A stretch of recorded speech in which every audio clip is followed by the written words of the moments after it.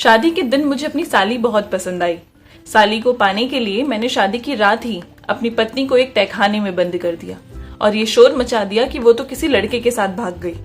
अपने ससुराल वालों से कहा कि मेरी इज्जत का सवाल है, लोग जानेंगे तो मेरे ऊपर उंगलियां उठेंगी कि इसकी पत्नी तो शादी की पहली रात ही इसे छोड़कर भाग गई, इसलिए आप मेरी शादी अपनी दूसरी बेटी से करवा दीजिए।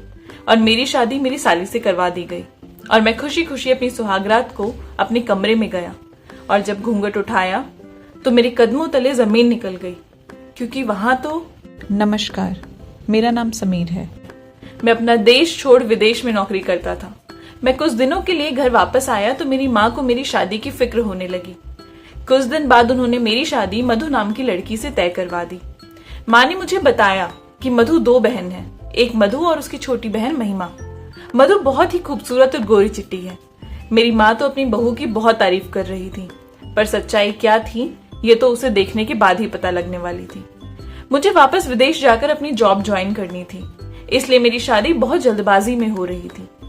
लड़की देखने का मौका भी नहीं मिला था मुझे। घर वाले ही जब मैं विदेश में था तभी लड़की देख आए थे। मुझे अपनी माँ और पापा पर पूरा भरोसा था और ये मेरे लिए अच्छी लड़की का चयन ही करेंगे। मेरी शादी जल्दबाजी में हो रही थी, इसलिए दोनों घरों में शादियों की जोरों शोरों से तैयारियां चल रही थी। माँ ने मुझे लड़की का नंबर दिया और कहा कि तुमने लड़की देखी तो नहीं है तो कोई बात नहीं, क्योंकि लड़की देखने में खूबसूरत है, पर शादी से पहले अपनी होने वाली पत्नी से एक बार बात जरूर कर लेना। उन्होंने जब मेरी होने वाली पत्नी का नंबर मुझे दिया तो मैंने उस नंबर को संभाल कर रख लिया था। मैंने सोचा भले ही मेरी शादी जल्दबाजी में हो रही है, पर एक बार मैं उसे फोन जरूर करूंगा और शादी से पहले उसे मिलने को कहूंगा। मैंने मधु का नंबर ले तो लिया था, पर शादी की तैयारियों में मुझे वक्त ही नहीं मिल रहा था कि मैं उसे फोन कर सकूं। मैं घर का इकलौता बेटा था, इसलिए शादी की पूरी जिम्मेदारी मेरे ऊपर ही थी।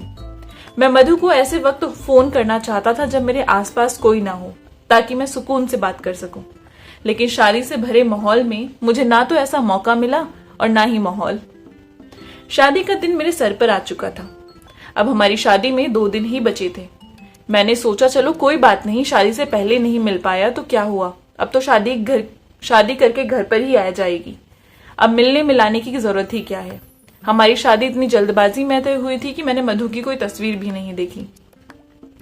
मैंने सब कुछ अपने माँ बाप पर छोड़ दिया था। ये मेरी जिंदगी की सबसे बड़ी गलती थी। शादी के 2 दिन पहले मैं मार्केट गया हुआ था, तभी मेरा एक दोस्त मुझसे मिलने आया तो मुझसे पूछने लगा कि सुना है तेरी शादी तय हो गई, दिखाओ तो भाभी को क्या देने वाला है। अपने दोस्त की बात सुनकर तो मैं सोच में पड़ गया। इसके बारे में तो मैंने सोचा ही नहीं था। मैंने अपने दोस्त से अपने घर की सिचुएशन के बारे में बता दिया कि मेरी शादी किन हालातों में हो रही है।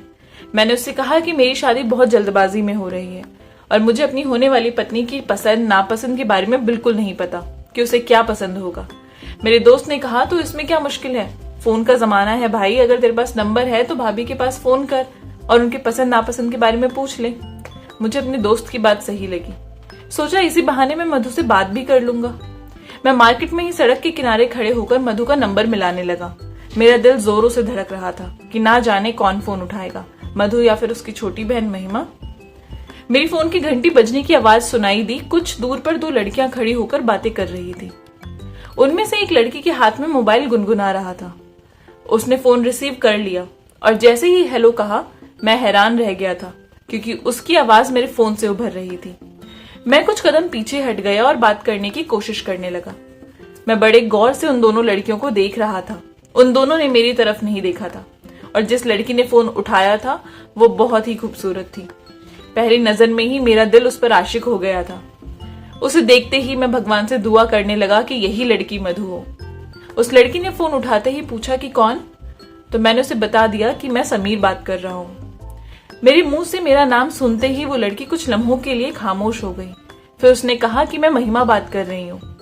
महिमा नाम सुनते ही मेरा दिल टूटकर चकनाचूर हो गया। उसने अपनी साथ वाली लड़की से कुछ इशारों में बात की थी। वो शायद मधु थी। मैंने गहरी नजर मधु पर डाली तो मुझे अपना दिल डूबता हुआ महसूस, क्योंकि मधु के आगे तो वो एकदम बदसूरत थी। उन दोनों ने आपस में इशारे में क्या बात की मुझे नहीं पता। फिर महिमा ने मुझसे कहा कि मधु आपसे बाद में बात करेगी, क्योंकि हम कहीं आए हुए हैं। अगर आपको कोई जरूरी बात करनी है तो आप मुझे बता दीजिए। मधु को देखकर मेरा दिल इस कदर टूट गया था कि मैंने बिना कुछ कहे ही फोन बंद कर दिया और खामोशी से वहां से निकल गया। कुछ ही देर में मेरा फोन दोबारा बजने लगा। मैंने देखा कि उसी नंबर से फोन था, लेकिन मधु को देखने के बाद मेरा किसी से भी बात करने का दिल ही नहीं कर रहा था। मैंने उस दिन अपना फोन स्विच ऑफ कर दिया और मुंह दिखाई के लिए भी कोई तोहफा नहीं खरीदा। मुझे समझ में नहीं आ रहा था कि आखिर क्या देखकर मधु को पसंद किया है मेरे माँ पापा ने, जबकि सारी अच्छी खूबियां तो मुझे महिमा में नजर आ रही थी। घर आकर भी मेरा मूड बिल्कुल ऑफ था। घर में खामोशी से बात कर रहा था मैं सबसे, और ना ही कोई काम कर पा रहा था। शादी में 2 दिन ही बचे थे अब। मेरी माँ ने मुझसे पूछा कि क्या हुआ बेटा, तुम ऐसे उदास क्यों हो, कोई बात है क्या? मैं अपनी माँ के आंचल में अपना सिर झुकाकर रोने लगा। माँ थोड़ी घबरा सी गई थी। पूछने लगी, क्या हुआ बेटा, तुम रो क्यों रही हो, कुछ बताओगे, बात क्या हुई है? मैंने रोते हुए माँ को सारी बात बता दी। मैंने कहा कि मुझे मधु नहीं बल्कि उसकी छोटी बहन महिमा पसंद है। माँ ने कहा, पर क्यों? मैंने कहा, मैं आपसे इन सब बातों के बारे में ज्यादा सवाल जवाब नहीं करना चाहता हूँ। कुछ कह रहा हूँ तो जरूर कोई बात होगी, और मधु से शादी कर उसकी जिंदगी खराब करना नहीं चाहता मैं, क्योंकि जो लड़की मुझे पसंद आएगी शादी उसी से करूंगा मैं। आप फोन करके बता दीजिए उन्हें, अगर उन लोगों को मंजूर है तो वो लोग मेरी शादी महिमा से करवा दे। मैंने कहा, मैं महिमा से शादी करने के लिए कुछ दिनों इंतजार भी कर लूंगा, उसका हाथ मांगने चला जाऊंगा, पर मधु से शादी नहीं करूंगा। माँ मेरी बातों से थोड़ा परेशान हो गई। फिर भी उन्होंने झिझकते हुए मधु के पापा से बात की। माँ ने कहा कि मेरे बेटे को मधु नहीं बल्कि आपकी छोटी बेटी महिमा पसंद है। अगर आप लोग शादी के लिए राजी हैं तो हम लोग बारात लेकर आएंगे, वरना ये शादी नहीं हो पाएगी, हमें माफ कीजिएगा। माँ के मुंह से ये सब सुनने के बाद मधु के पिता भी बहुत असमंजस में पड़ गए, क्योंकि उन्होंने सारी की सारी तैयारियां कर ली थी। माँ का फैसला सुनने के बाद उन्होंने कुछ वक्त मांगा और फिर शाम को उन्होंने फोन किया और कहा, ठीक है, हम अपनी बेटी महिमा की शादी करने को तैयार हैं। हम बारात लेकर महिमा के घर पहुंच गए। हमारा बहुत ही अच्छे से स्वागत किया गया था। मेरी खुशी का तो ठिकाना ही नहीं था। महिमा के बारे में सोचते सोचते ही मैं अपने जीवन साथी के घर पहुंच गया। जीवन साथी को लेकर जैसी तस्वीर मेरे मन में हमेशा से थी, वही बिल्कुल वैसी, महिमा बिल्कुल वैसी थी। अब तो मैं उसे देखने के लिए बेताब था। कुछ देर इंतजार करने के बाद वो घड़ी आ ही गई। जयमाला के लिए मुझे स्टेज पर लाया गया। महिमा की खूबसूरत हुस्न को देखने के लिए मैं बेताब था। कुछ देर इंतजार करने के बाद दुल्हन को लाया गया, और जब मेरी नजर दुल्हन यानी महिमा के चेहरे पर पड़ी तो उसे देखकर मेरे जिस्म से मानो जान ही निकल गई हो। फिर एक बार मेरा दिल टूटकर चकनाचूर हो गया, क्योंकि ये तो वो लड़की थी ही नहीं जिससे मैंने फोन पर बात की थी। वो तो उसके बगल में खड़ी थी। अभी मैं यही सब सोच रहा था कि तभी मेरे सामने वो दुल्हन के रूप में आकर खड़ी हो गई। मैं भी किसी से कुछ कह ना सका, और कहता भी क्या अब। और मैंने देखा कि जिस लड़की को मैंने पसंद किया था वो तो महिमा के बगल में थी, यानी मधु, जिसको माँ ने मेरे लिए पसंद किया था। मैंने माँ की पसंद पर सवाल उठाया था, पर माँ सही थी। मेरा दिल कर रहा था कि मैं अभी चीख चीख कर चिल्लाकर उनको मना कर दूं, पर मैं चाहकर भी कुछ नहीं कर पाया। मेरे गले में महिमा ने जयमाला डाल दी। मैं यही सब सोच रहा था कि लोगों ने मजाक बनाना शुरू कर दिया कि क्या हुआ, बस दुल्हन को देखते ही रहोगे, मार ही डालोगे क्या। लोगों के कई बार कहने पर मैंने मजबूरी में आकर महिमा के गले में जयमाला डाल दी। जयमाल के बाद शादी का कार्यक्रम शुरू हुआ और मेरी शादी महिमा से हो गई। मन तो मेरा बहुत दुखी था और बस यही सोच रहा था कि मैंने जल्दबाजी में फैसला ले लिया। मैंने एक बार भी यह पता लगाने की कोशिश नहीं की कि महिमा कौन है और मधु कौन। यही सब उथल पुथल मेरे मन में चल रही थी और मैं शादी करके महिमा को घर ले आया। तभी मेरे दिमाग में एक और खुराफात आई। शादी की रात मुझे कमरे में भेजा गया और कुछ ही देर में मेरी बड़ी बहन हम दोनों के लिए दूध लेकर आई। महिमा उसी रूम में थी, वॉशरूम में गई हुई थी। मैंने अपनी बड़ी बहन के हाथ से दूध ले लिया और टेबल पर रख दिया। दूध देकर वो कमरे से बाहर चली गई। तभी मैंने महिमा के दूध में बेहोशी की दवाई मिला दी। उस समय महिमा कपड़े बदलकर बैठी ही थी। मुझे ये सब करते हुए अच्छा तो नहीं लग रहा था, पर मैं उसके साथ अपनी पूरी लाइफ नहीं बिता सकता था, इसलिए मुझे ये सब करना पड़ा। दूध पीने के बाद कुछ ही देर में महिमा बेहोश हो गई। कमरे में एक दरवाजा था जो हमारे घर के तहखाने की तरफ जाता था। मैंने अपने घर की नौकरानी को ढेर सारे पैसे दिए और उसी की मदद से महिमा को बेहोशी की हालत में तहखाने में छोड़ दिया। पहले ही मैंने नौकरानी को सब कुछ समझा दिया था कि तहखाने में छोड़ने के बाद मैंने नौकरानी को कहा कि महिमा के खाने पीने का पूरा ध्यान रखें, क्योंकि मेरा इरादा उसको नुकसान पहुंचाने का नहीं था।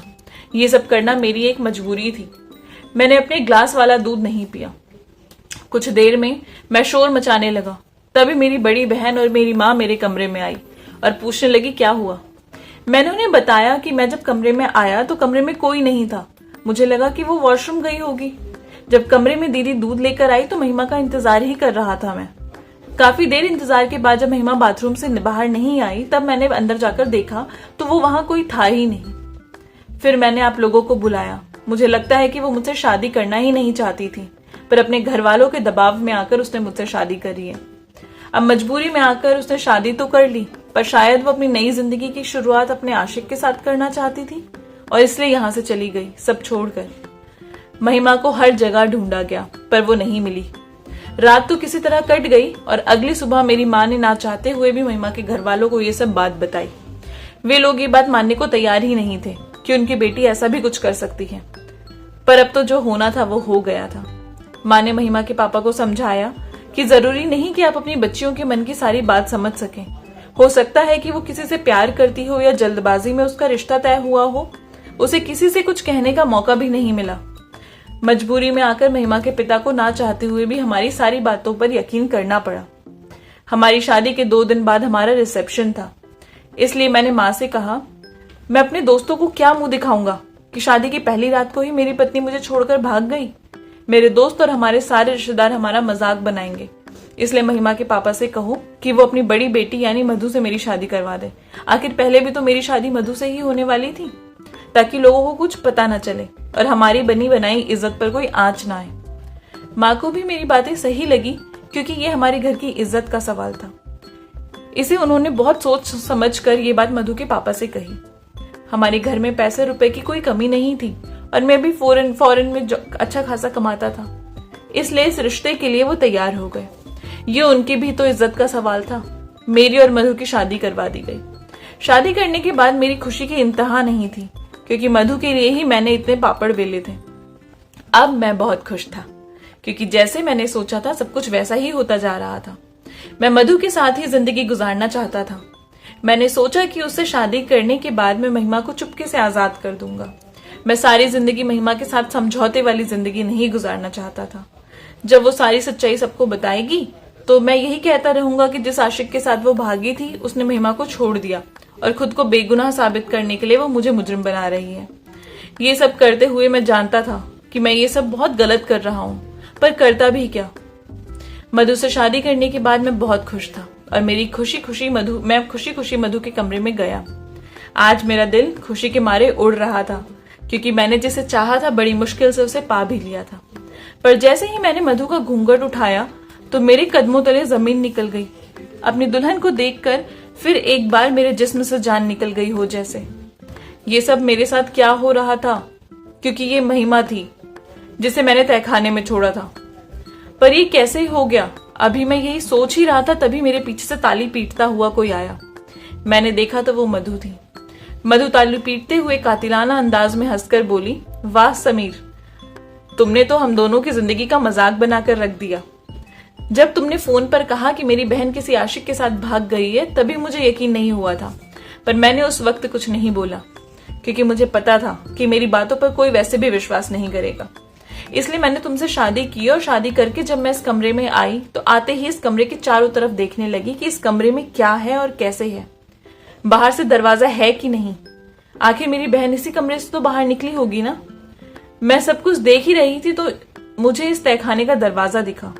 जब इसे खोलकर अंदर गई तो धीरे धीरे सब समझ आने लगा था मुझे। जैसे जैसे मैं अंदर जाती जा रही थी मुझे किसी के करहाने की आवाजें आ रही थी। अंदर गई तो मैंने महिमा को देखा, वो जमीन पर लेटी हुई थी। पर समीर, मुझे ये नहीं समझ आया कि तुमने हम दोनों बहनों के साथ ऐसा क्यों किया। मधु के सवाल पर मैं फूट फूट कर रोने लगा और उसको मैंने सारी सच्चाई बताई और ये भी बताया कि उस दिन मैंने तुम्हें फोन किया तो मैं तुम्हें देख रहा था। तब तुमने फोन उठाया तो तुम मुझे एक नजर में ही पसंद आ गई थी। मैं उसी वक्त भगवान से कहने लगा कि भगवान ये लड़की ही मधु हो, लेकिन तुमने अपना नाम महिमा बताया। मुझे लगा कि तुम महिमा हो। महिमा नाम सुनते ही मेरा दिल टूटकर चकनाचूर हो गया। मधु ने कहा, मुझे क्या पता था कि तुम मुझे देख रहे हो। मैंने तो बस तुम्हारे साथ एक छोटा सा मजाक किया था। मुझे क्या पता था कि छोटा सा मजाक हम दोनों बहनों की जिंदगी इस मोड़ पर लाकर खड़ा कर देगा। तुम ना तो मेरे लायक हो और ना ही मेरी बहन महिमा के लायक। हम दोनों ही तुम्हें छोड़कर जा रहे हैं। क्योंकि तुमने एक बार भी ये नहीं सोचा कि हमारे दिल पर क्या बीतेगी। तुमने अपनी खुशी के लिए हम दोनों बहनों की जिंदगी को बर्बाद कर दिया। मधु और महिमा मुझे छोड़कर जा चुकी थी और ये सारी बातें हमारे घर वालों को भी पता चल चुकी थी। मधु ने सच कहा कि मैंने अपनी खुशी के लिए उन दोनों बहनों की जिंदगी खराब कर दी। इस गलतफहमी ने महिमा और समीर को इस मोड़ पर लाकर खड़ा कर दिया। इसलिए कहते हैं कि कुछ भी करने से पहले उसके बारे में पूरा सच जान लेना चाहिए और हमेशा जो दिखता है वो हो ऐसा जरूरी नहीं है। पहले पता कर लेना चाहिए कि क्या सही है और क्या गलत। जैसे महिमा और समीर के साथ हुआ, ऐसा किसी के साथ भी हो सकता था। आई होप आपको ये कहानी पसंद आई होगी। अगर अच्छी लगी है तो चैनल को प्लीज सब्सक्राइब कर दीजिए, लाइक कर दीजिए और अपने प्यारे से कमेंट नीचे ड्रॉप कर दीजिए।